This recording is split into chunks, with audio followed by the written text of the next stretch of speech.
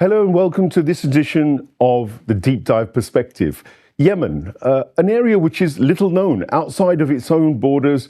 Very little is really understood about the issues that Yemen faces, its role in the world, the critical role it plays in global trade, the critical role it's played in taking on Israel and the US empire over the last at least decade, I would say. And of course, little is known about Ansarullah, the force which has really caused, I guess, a cataclysmic change in geopolitics across West Asia. And of course, this requires navigation through expertise and people who really know what they're talking about. I'm really honored and privileged to have two special guests with me today. I have Professor Tim Anderson, who's an Australian-based academic, very well known on the whole West Asian geopolitical circuit, and has authored several books, including Axis of Resistance, many others, which I'm going to go into, and I'm sure he'll elaborate on. We also have the pleasure of having Professor Isa Bumel with us. He's an academic also from Stockholm, in Stockholm University, and a specialist, of course, again, in geopolitics and other areas of history and Islamic field of religion as well, I believe. Well, thank you very much for joining us on this edition of the Deep Dive Perspective, gentlemen. I'm going to kick off with Professor Tim Anderson, because Tim, you're one of the very few, perhaps only academics that I know who's actually been to Yemen over the last few years. Awfully difficult place to even get into, it seems. And of course, you've had first-hand contact with the Ansarullah out there, and as I mentioned, they have a profound impact on the geopolitics of West Asia, but also the globe. Give me first of all your overview, Tim, about what Ansarullah is and what the situation is in Yemen for those who actually don't know. Okay, thank you. Thank you for inviting me first of all, and it's a pleasure to be on your program. I watch it and see your other guests, so I always enjoy it myself. Look, Yemen, you're right. There's only a few of us, a handful of us visited Yemen earlier this year, in between the bombings, effectively, of the Sana'a airport. And when I say Yemen, I mean that part that's liberated is controlled by the revolutionary government, led by Ansarallah for the last decade, basically, and which controls the life of about 75 to 80% of the population in Yemen there. There's a relatively small part that's occupied by Saudi and Emirati-backed forces, and to some extent the Israelis, who are also joined in some operations with the Emiratis. And nevertheless, most of the world really recognizes a so-called government, which is actually based in hotels in Riyadh in Saudi Arabia. So it's an extraordinary situation. Only one country on earth now, the Islamic Republic of Iran, actually recognizes the revolutionary government in Sana'a, even though they've been in power for more than a decade. And the only successful revolution really of the so-called Arab Spring of 2011. So it's an extraordinary situation because the UN Security Council imposing sanctions on what they tend to call Houthi rebels, by which they mean a coalition government led by Ansarallah and also with participation of the major opposition group, the GPC there from the beginning. So in other words, it's been an inclusive coalition for the last decade also. It's simply ignored, and the sanctions by the UN Security Council for a decade also are therefore falling on the shoulders of the bulk of the Yemeni population, who are still poverty-struck really, but nevertheless liberated from control and fragmentation by the Arab monarchies of the Persian Gulf, which wanted to fragment the country again 10 years ago, and there was a revolt against that, basically. So I had the privilege of being able to visit in February this year, and soon after that, some other internationalists, including some writers and academics, visited.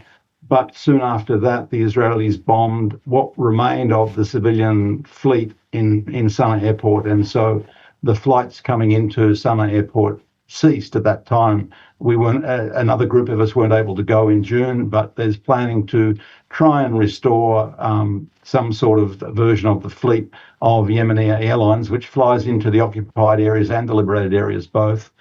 And so I was able to talk to, as you say, to some of the Ansarullah leaders and review their ideas of what the role Yemen has in the region, not just in Yemen itself, because I think a lot of people were very surprised to see that after 10 years of a type of civil war, which was in which the Ansarullah-led coalition was fighting what they call a coalition of aggression led by the US and the Saudis and the Emiratis, after they defeated that, but we're in the middle of what had been called the worst humanitarian crisis on earth, which might have some competition in the Congo, for example, or Sudan now, but nevertheless a poverty-struck country which had managed to successfully fight off the regional aggressors, was then the only state in the region to actually lift its hand in support of the Palestinian people in Gaza there. And I think a lot of people were very surprised to see how was it possible that what we all presumed was a weakened revolutionary government there was able to lift its hand against the Israelis in that way, and then also become a part of the regional resistance. And they accept themselves that their responsibility for the regional resistance in support of the Palestinian resistance has increased a lot since the downfall of Damascus, for example. Thank you, Tim. That gives us a great canvas to now unpack a lot of what you've kind of hinted at and pointed at. But Isa, the reality is that Saudi Arabia has bombed and fought Yemen. The United Arab Emirates has been at it. We've had the Americans bomb the Yemeni Ansarullah. We've also seen the Israelis themselves actually send their air force. What is it about Yemen on a geopolitical level which is so irksome for what I describe as the Anglo-Zionist empire? Why are they so desperate to bring it to heel? Well, this story goes back well into the beginning of the 20th century, at least. I have to alert your audience. This is a long durée relationship with the transformations of the post-Ottoman world, in which very few polities in the Islamic world were actually independent, operating independently, with North Yemen, the Imamate at the time, being really the exclusive exception to a general rule in which much of the global south were either directly or indirectly ruled by finance capital interests. And that initiated the long-term strategy of trying to undermine that regime that was characterized and ridiculed as medieval, as being inherently conservative, backward, anti-development, anti-modern, and various actors over the course of the 20th century have tried to integrate this part of Yemen into the larger dynamics of what we would call today globalization of finance capitalism and its mechanisms of plunder. What does North Yemen have specifically? It could and has long, again, sought autonomy, independence from the larger global economy. It does and has a history of trade, but what the lion's share of those interested parties right now who are investing in war for the last 20 years, invested in a military dictatorship under Ali Abdullah Saleh, the leader of the aforementioned GPC, was the problems of potential revolutionary exportation of revolutionary forces, of a dynamic of resistance that emphasizes first and foremost self-sufficiency, the ability to feed oneself, the ability to actually negotiate on terms that are preferential and beneficial to a large cadre of actors in indigenous societies, is a model that since the late 19th century has been very much deemed to be a threat to global capital. Saudi Arabia, the Emirates, Qatar, which is often left out of this equation, which I find quite interesting. But Qatar has also been heavily invested through its assets, the Islah Party, in the specific case of Yemen, have sought to undermine the ability of Yemenis to determine their relationship with the larger world on their own terms. And what does that entail? Well, Yemen is a very rich country. There's lots of natural resources, oil and gas, largely untapped, long considered to be too expensive considering oil prices, to finance these operations that require offshore drilling and exploration. But significant blocks of Yemen have yet to be explored. Those that have been able to produce some oil and gas, significant amounts at least to change the political dynamics on the ground in Yemen, including the push towards unification, something that in the late 1980s had direct fingerprints of the CIA and George Bush, H.W. Bush, who's vice president at the time, actually directly visiting. And I've mentioned this in my book, Destroying Yemen, as a key turning point in the United States' relationship with this Southern Arabia enterprise. Now, since unification, there has been this systematic attempt to subdue and redirect the revolutionary esprit, if you will, that had emerged in various parts of Yemen, long in resistance to expansionist Saudi Arabia, long in resistance to the lingering British influence that had taken place and shaped the contours of post British imperialism in east of Suez context, and the very fact that global capital, especially offshore banking, especially the kind of drug trade that comes with CIA operations, especially with the kinds of partnerships that were necessary to pursue a war against the Soviet Union in Central Asia, the transition or the conjuncture, if you will, of the end of the Cold War, all corresponded with Yemen being an important strategic area for direct control, which Ali Abdullah Saleh, the military dictator of choice, had long facilitated. The problem is that he did so on the conditions that he was able to regularly renegotiate a relationship with these disparate, long, independent operators in the larger territories of Yemen. And those assets, those polities lived on top of these exploitable mineral and especially petroleum assets. And considering the financial vulnerabilities of the Gulf states, and something that's rarely discussed, these are really fragile regimes that exist in the Persian Gulf and larger Saudi Arabia, fragile politically and fragile financially. And we were at a point in time when Yemen's assets were actually ways of supplementing and indeed expanding the capacity of these regimes to actually be game changers or players in the larger global economy. Saudi Arabia has been hemorrhaging money left and right. It's been regularly been expected to subsidize and participate in the recirculation of global South money back to Washington, back to New York and London. It was increasingly losing its capacity to do so, however.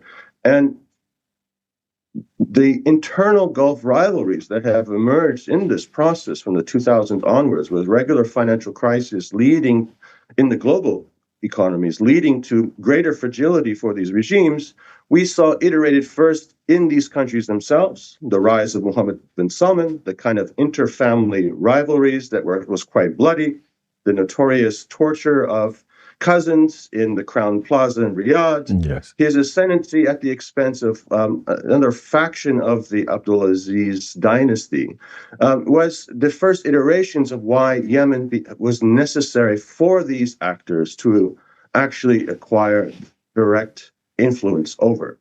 It is not just a strategic locale that protects or can indeed disrupt trade through the Red Sea, the Bab el-Mandab, but it is a region, again, that has greater access to the larger Western Indian Ocean. Socotra Island, an archipelago which is now occupied by Israeli Emirati forces, is actually a strategic, let's say, a strategic asset that will allow for global capital's colonies in the region to continue to influence and shape the dynamics of the global transformations moving forward. It also allows for fisheries to be exploited, which accounts for billions and billions of revenue every year. of course, as well as offshore oil and gas exploitation moving forward. On top of the very fact that Yemenis left alone would and continue to export a revolutionary spree, as we see even in the point of living under siege for 10 plus years. Yemenis have been able to re-engineer their military forces to be actually able to project and influence the events in Palestine with their ballistic missiles. Well, Dr. Issa, you covered a really fascinatingly broad range of political economic issues, which they all require further unpacking, but that frames things in a lovely way. And I'm going to draw the conversation now a little bit more microscopically to actually the force which has disrupted this process of, if you like, Anglo-Zionist, imperialist economic plunder and political maneuvering, and that is the Ansarullah.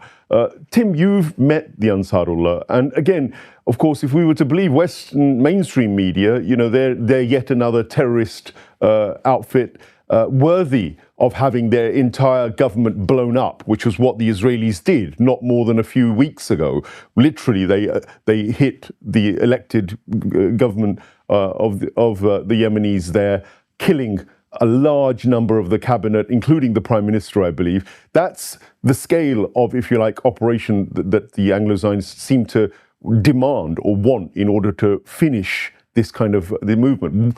What is it about the Ansarullah which bothers the Anglo-Zionist empire beyond the political and the economic, ideologically, religiously, or otherwise? Are there aspects to it which are problematic as well?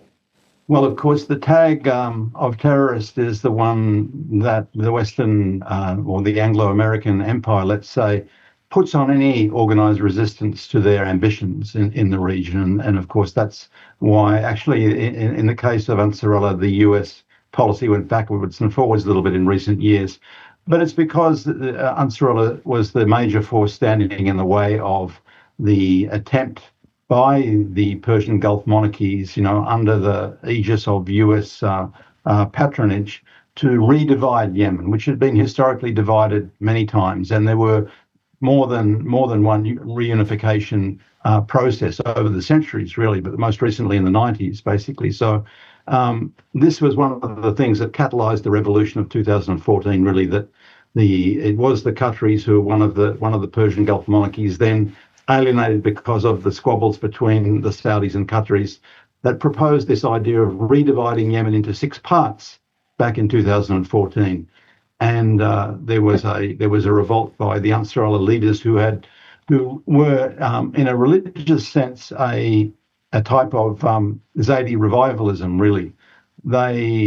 These days they don't accept the tags of being a branch of Shia Islam, which is what's the major sort of idea coming from the North American narrative machine these days, basically. In fact, they've been saying to me that the political strategies that they share with Shia Islam or Shia Islam of the Iranian Revolution is something that precedes the Shia Islam of Iran, basically. The Zaydi tradition was one that urged, which is religiously quite different to 12 Shia Islam, but nevertheless politically has the idea of revolt against an unjust regime, basically. So, according to what I was told, really, this tradition embeds itself most strongly in those areas which were farther away from the coast and less influenced by the colonial influences over historical periods, basically. Nevertheless, as I said at the beginning, there's a very strong coalition behind this Ansarullah-led movement. It's not a party like Hezbollah, it's a movement. It's attracted support even from its enemies, for example, in the Islah party that Professor Issa mentioned, which was, of course, sponsored by the Muslim Brotherhood elements of the Gulf Council cooperation. Because in recent times they've become very upset that they are seen to be positioned against the Palestinian resistance, basically. And so there's been quite a recruiting of members to the Ansarullah movement from formerly Muslim Brotherhood people. In fact, some of the people I've been working with on producing a book on the recent history of Yemen and Ansarullah come from the Muslim Brotherhood factions themselves, but we know historically the Muslim Brotherhood was vehemently opposed to Shia Islam and more linked to the Takfiri Wahhabi versions that we've seen Yes. creating terrorist groups across West Asia, basically. So there has been a dynamic within Yemen itself that has, because Palestine is incredibly popular across Yemen, all Yemen, regardless if they're Shafi, Sunni Muslims or Zaidi Muslims, there's a great popularity behind this push by the Ansarullah revolutionary movement, even weakened as it is economically, to intervene in favour of in the Red Sea, in particular in favour of the Palestinian people. So that's changed the dynamic there. There is a political alliance of sorts with Islam, with Shia Islam, with the Iranians and Hezbollah, but really they've been rather self-reliant in terms of their technology. Again, as Professor Isa pointed out, that they've created their own. For example, their keynote hypersonic missile, the Palestine 2 with the Kafir on top, is something they created themselves there. Of course, they've had technical assistance, they've had advice from outside the country, but they've created themselves. They've had advice in terms of where to lodge these things so that they aren't easily destroyed by the Israelis and by the US. And we saw them chase away the US naval fleet not too long ago either, which shows that the persistence and the harassment which they can subject even the US Navy to is something that is really had an important deterrent effect on the attempt by the US to dominate, to re-dominate the Red Sea, basically.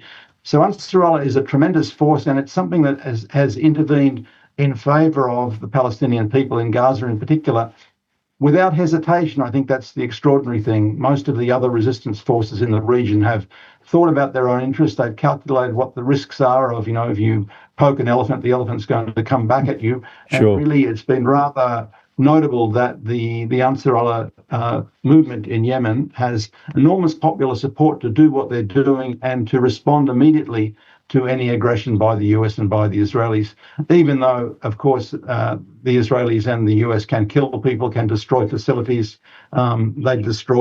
They'd bombed Sana'a airport before I arrived there. They'd destroyed all of the machinery of Hodeidah port before I arrived there. The oil was coming in at Ras Isa, but then since I was there, they'd bombed Ras Isa too. So I'm not sure exactly the state. I believe the oil is still coming in at Ras Isa, and they're still buying it from the enemy, basically. But they're an extraordinarily adaptable group, and they've tried constantly, contrary to the Western propaganda, to include other Yemeni forces in their movement. They've avoided at all costs.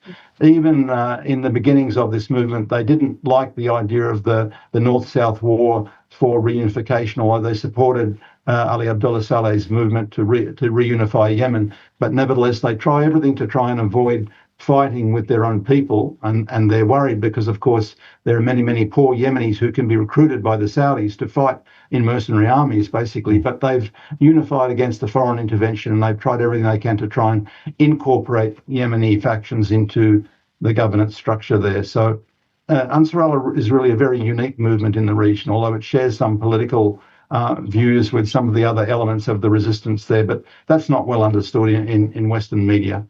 So it sounds to me like they very much are an independent, because the Western media talks of them as a proxy of the Islamic Republic of Iran. From what you've outlined, it's very much not the case. They have one can see that they would have had a Yemeni military arsenal beforehand, and not everything was relying on outsiders, and even getting weapons, etc. If it's hard to get academics into Yemen, I just wonder how easy it is to get foreign weapons or arms into Yemen as well. But we'll come back to that, the war itself. But tell me a little bit about the opposition to the Ansarullah, because of course the United Arab Emirates is still nominally embedded in the south. There's still this transition. I've forgotten what they've actually called it. It's South, I think Southern Transitional Council, STC. That's it. That's one. My apologies. I've completely forgot what that title was. But that seems to be something. And that seems to be under the United Arab Emirates influence, or it was. Then, of course, there was Aden and that side of things, which was more under the Saudi influence, and still is, I assume. But there's a third factor, which is you've mentioned the Muslim Brotherhood, but there's also, I guess, the fourth factor, ISIS and Al-Qaeda, which still has a presence there. Can you give me an overview of this kind of opposition to Ansarullah and what they're all about? Well, it stems from, again, the multiple decades struggle to subjugate and disrupt, dislocate the largely rural populations of Yemen, who had, again, long sustained independence from any kind of integration into global economy, largely facilitated by the kind of politics that the imamate had practiced in this period prior to Nasser's intervention in 1962 to promote the revolutionary kind of urbanized state modernization project that was au courant at the time in the 1960s to kind of address the potential for revolutionary explosion in the Middle East. Well, the Pan-Arabism was also there in Yemen through, I presume, then. Yes, but again, Imam Yahya and his sons were promoters and the kind of founders of these initial alliances throughout the 1950s that became, in one form, a united front militarily speaking. North Yemen was not interested in joining politically to subordinate itself to the free officers of Egypt. But they were willing to work and cooperate militarily to, for instance, support and provide weapons for the South Yemeni resistance to the British and their auxiliary forces throughout the 1950s. But so, again, the larger problem is something that is inherited throughout this 1960s period in which a new political class of actors who can commandeer the resources from the United States, through Saudi Arabia, and all kinds of other elements outside to actually start to dominate and claim authority over large swaths of territories that was not necessarily directly linked to Sana'a as a kind of an authority, a region or a government that could actually influence. So the so-called tribalism that becomes popular in accounting for the politics of North Yemen, very much a layover of old British colonialist kinds of categories, by the way, is a reflection of very sharp transformation of Yemen in the 1960s and 1970s. The arrival of political Islam that is germinating now in Saudi Arabia through its university in Medina, its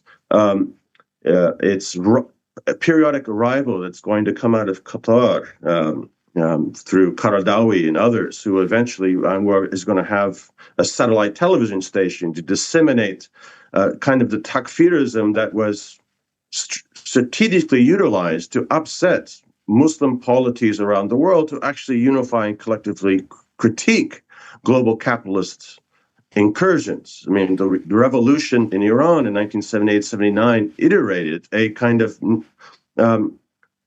very dangerous coalition, if you will, of disparate political forces who had a common cause of resisting what is more or less Anglo-American imperialism and its colonial outliers, whether it be the monarchies in the Gulf, Israel, Turkey to some extent in the military, and then Erdogan's iterations later on.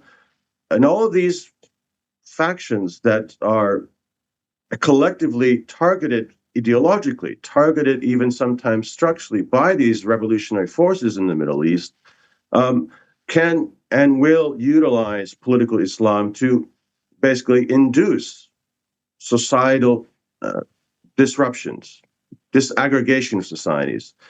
Earlier, it was mentioned that one of the solutions to Yemen's long-term resistance is to federate it, to divide it territorially, to sequester the lion's share of its natural resources into a largely unpopulated polity that they would call Hadramaut or South Yemen, Mahra maybe, and the rest of the population, who are by far the largest kind of, again, with enormous capacities to collectively work to work together, to negotiate on their own terms their relationship with the larger world. That had to be fundamentally disrupted. So some of these elements start to emerge in the 70s and 80s. They're urban, intelligentsia, the Iranis and the Zubairis, they all have these connections to political Islam. Whether they completely embrace it is another thing. It is nevertheless where revenue comes in. This is an opportunity for sponsorship. This avails access for your children to go to school in University of Colorado, or to go and travel freely and buy properties in Spain. So it's a bourgeois kind of semi-bourgeois, new emerging urbanized elites who are chafy in these kind of problematic kind of categories that are often used to talk about Yemen, but who are, again, serviceable to a larger enterprise of disaggregating Yemen as a collective source of resistance to global imperialism, to capitalist imperialism. And so these factions that you're referring to are actually the byproduct of this evolution. Right. And the fact that large numbers of Yemenis, because they were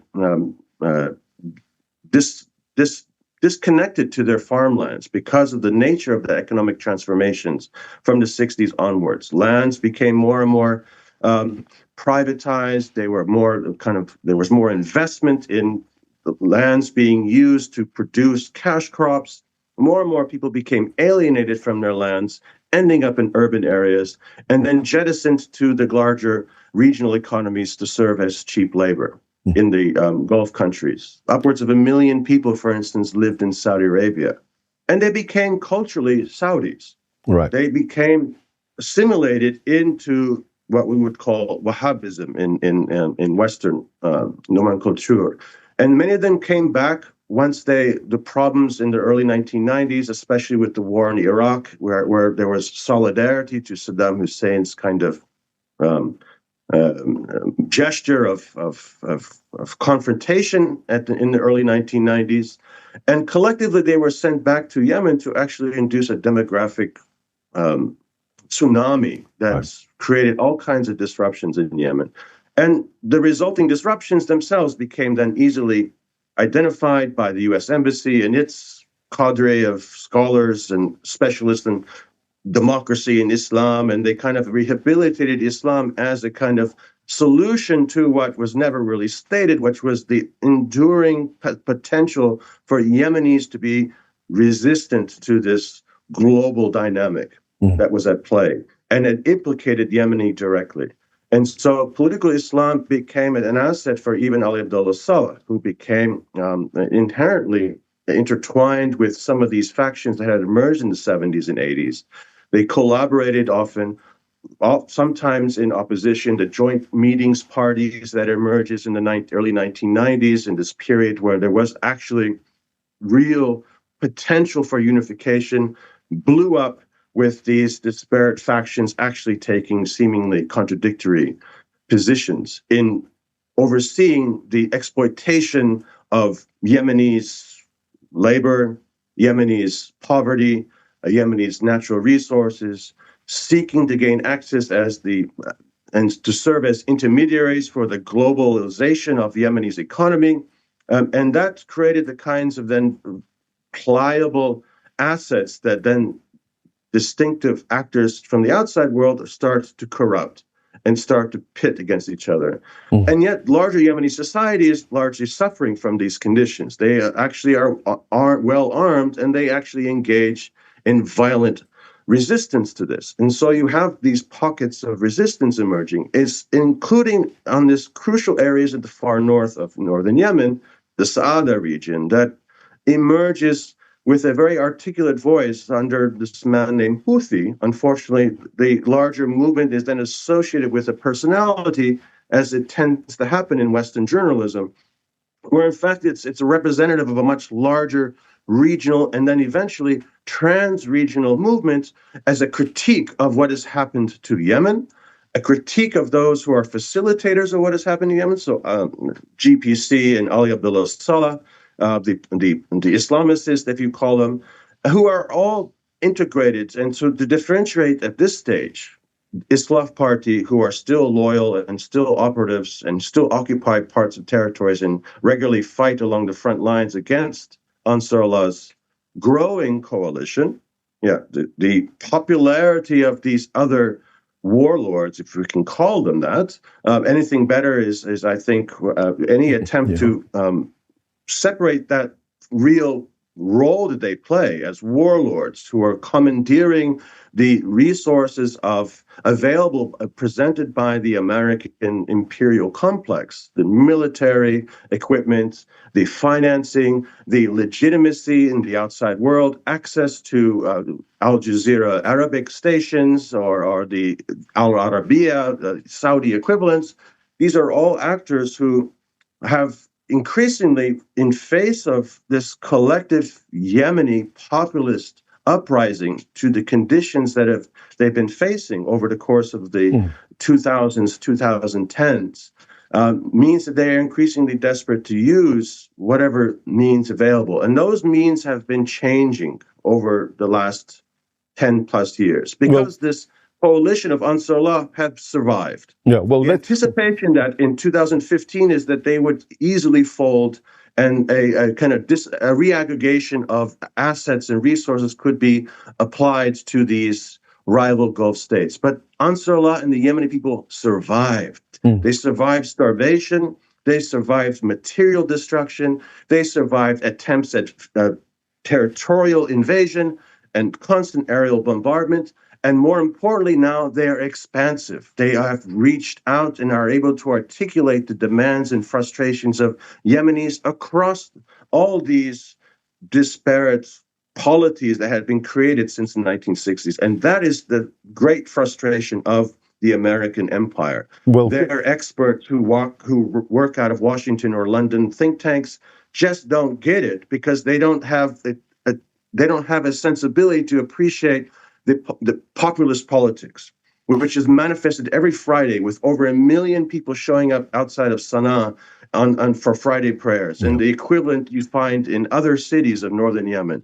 And that, if it was ever allowed, would probably be also iterated in southern territories ruled by STC or by Islah or by the Al-Qaeda Saudi matrix. So Yemenis across the board are increasingly unified by one thing, and that's a common enemy, and that's the larger world. And the larger world, which is represented by Saudi, Qatari, Emirati money and mercenaries, and the overarching role of the United States and, to a lesser extent, the UK. Well, you made a very complicated and very detailed scenario that's of balkanization, I can really summarize, which I recognize as a pattern from Libya. I recognize it as a pattern from Syria as well, and many other areas where the Anglo-Zionist empires operated. This idea of balkanizing areas, perhaps even in Iran, that's kind of the ambition of the Americans and the Zionists there as well, I would argue.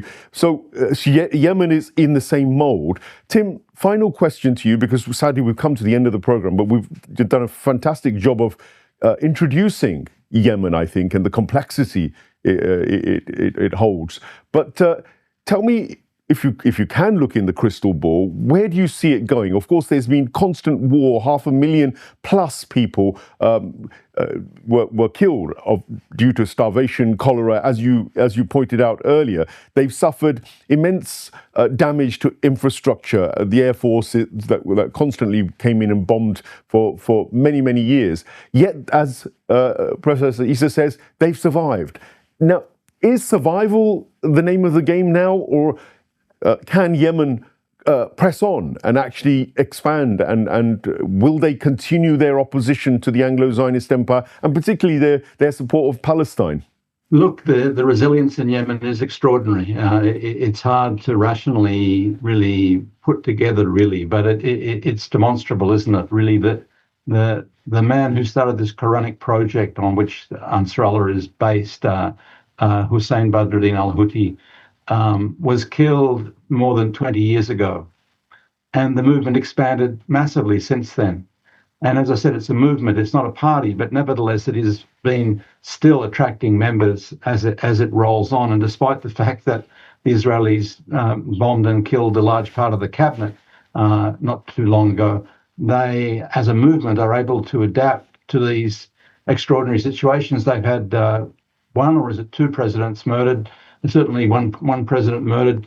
They've got if you go through Sana'a, Hodeidah today, or some of the central provinces, you see pictures of the martyrs there, and alongside them, the martyrs from Hezbollah, from Palestine, from Iran, from Iraq.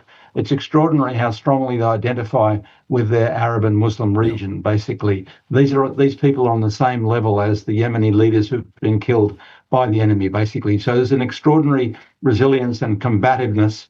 You know, there has been a couple of proposals where Yemeni fighters want to go to Palestine and fight directly if the Jordanians or the Saudis would let them through. Of course, they won't let them through, basically.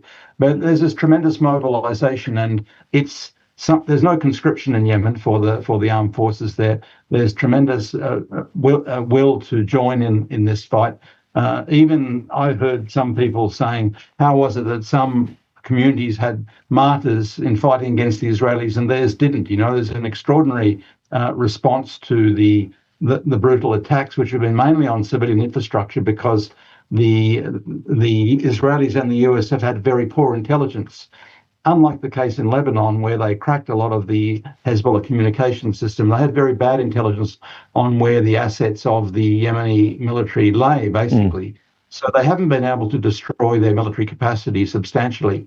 And as I say, there's this resilience and combativeness which is urging them to keep going, despite the poverty, despite the difficulties. And I might add, there's a lot of Africans in Yemen, and a lot of refugees over decades that have come to Yemen. So a lot of the poor people in Sana'a, for example, or on the coast even, are from Northeast Africa there. So there's a lot of history that's in the mix there, basically. But if you want me to make any predictions, I'd say there is no immediate putting down of this tremendous spirit, tremendous resilience, basically.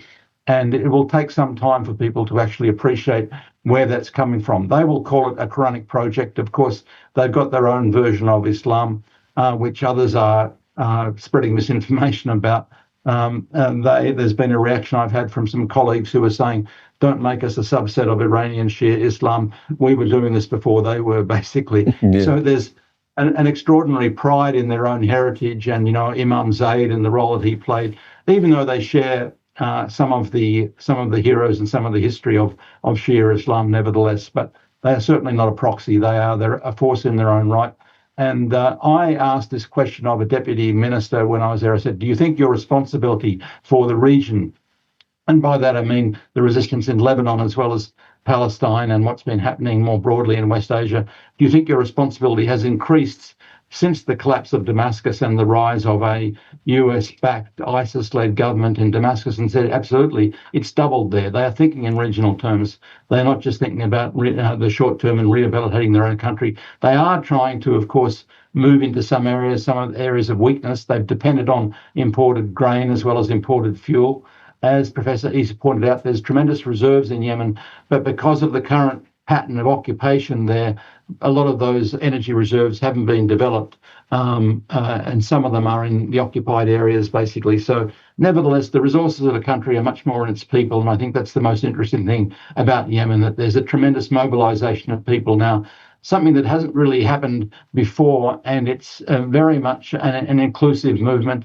As I said, they have a great reluctance to engage in any further civil war. That was only really initiated by the outside forces when it seemed like Ansarullah was about to take Aden more than 10 years ago, basically. So I suspect they're not going to be eliminated in any hurry. We saw the US Navy retreat from the Red Sea. They claimed they weren't shooting down planes. The planes were falling off the aircraft carriers as the aircraft carriers did a sharp turn to avoid the missiles that they were trying to dodge there. You know, so whatever explanation is given to it, they've seen off the biggest navy in human history. Basically, they are still fighting for not just for their own survival, but for the solidarity with the Arab and Muslim people of the region. I think that's going to continue for some time to come.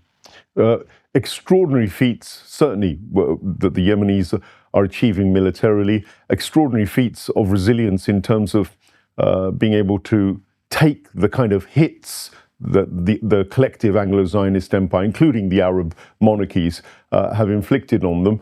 And an extraordinary, very moral political stand around Palestine, which is a rarity, because even if I was to look at Russia and China, you know, two global superpowers, and look at their stands around these sort of issues, with all their might, they haven't been able to do what Yemen has. And it remains to be seen just how these big nations, these superpowers, also look at Yemen and see if they really do weigh in and perhaps go beyond their own economic interests and perhaps challenge the Anglo-Zionist imperialism, which seems to want to pummel Yemen into submission in the near future. One would hope so, because at the end of the day, whilst as commentators and while as political analysts, we're forced to look at things from the reality, from realpolitik, and we're supposed to look at everything from a political economic perspective.